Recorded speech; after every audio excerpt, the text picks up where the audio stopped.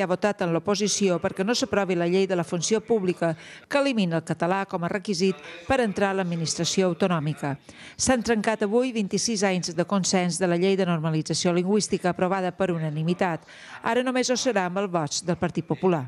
Un trencament que han seguit a primera fila personalitats destacades de la cultura, l'ensenyament i la política, des de la filòloga Aina Moll fins a l'expresident de la comunitat, Cristòfor Soler.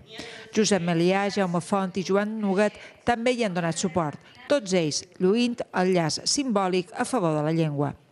Antoni Pastor ha viscut la soledat del seu partit per a la solidaritat d'excompanys i de molta gent del carrer, com ha explicat. Ara s'enfronta a una amenaça d'expulsió del PP. Per haver defensat una llei que va aprovar el meu partit, per haver defensat una llei que va aprovar un president meu, per defensar una llei que van aprovar 59 parlamentaris d'aquesta comunitat, se pogués expulsar d'un partit polític. Però si això és el Partit Popular, doncs evidentment té un president i ell pot prendre la decisió que trobi. En acabar, el president Bauçà no ha volgut fer cap valoració. Romput el consens, la llengua tornarà a ser motiu de debat. Si d'aquí 3 anys canvia la majoria parlamentària, canviaran la llei, segons ha anunciat avui l'oposició. Margalida Solivelles, TV3, Palma.